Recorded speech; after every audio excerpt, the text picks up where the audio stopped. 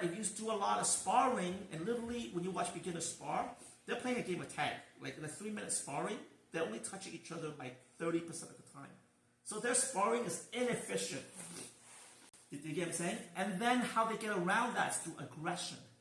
And then they're very aggressive, and then they hit each other hard, and then they think it's a good sparring round.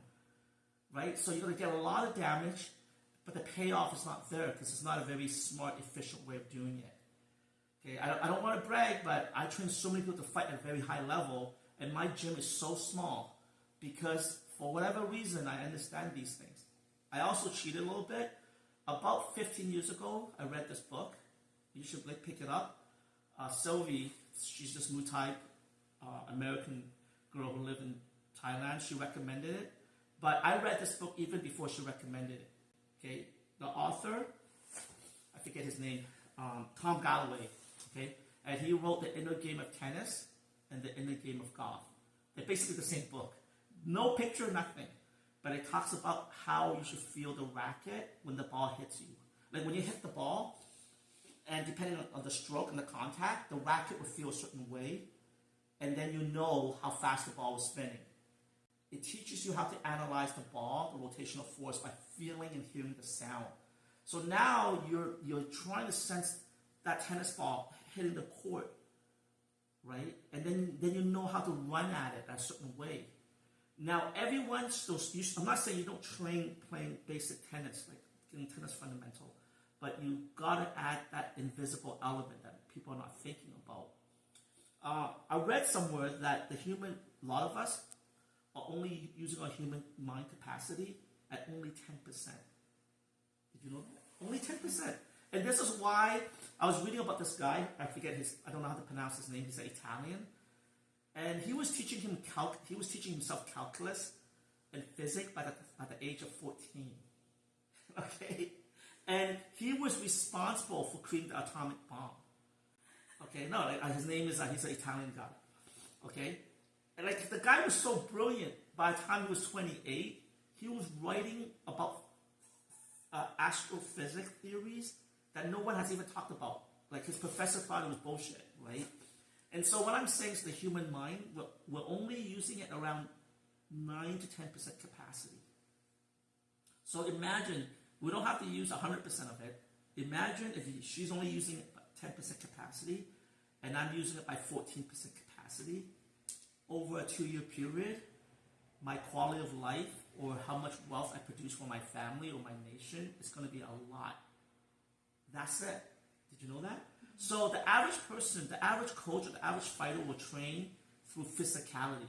Like, I'm not saying don't do that, because fighting is a sport, so it's be very physical.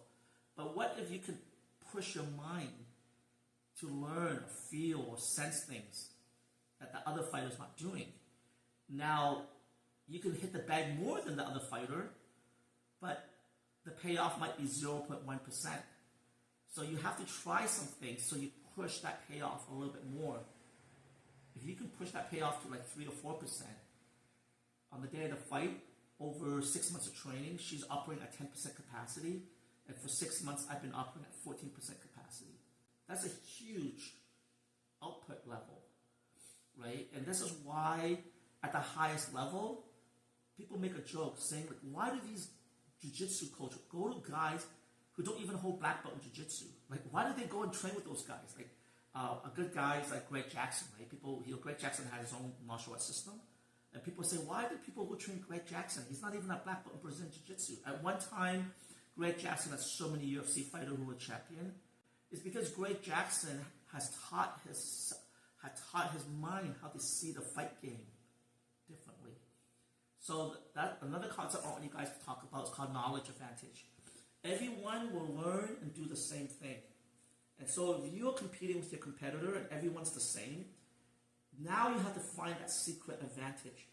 So you have to find it outside your domain, your field of domain, right? And so a good example is, let's just say we all play the game of golf, right? And you're practicing 1,000 hours a year. Okay, I'm just throwing a number, okay? And she's throwing 1,000 hours, and no one's getting better. Like, we're just the same. It's like, fuck, how do I make my golf stroke better? Well, you're gonna find different tangent point, right? So you might find someone who's very smart, and they say, "Hey, why don't you try like pulling an arrow?"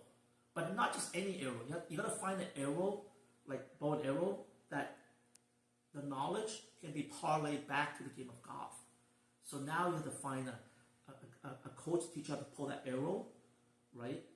And it has to be a certain type of arrow. And then you practice that.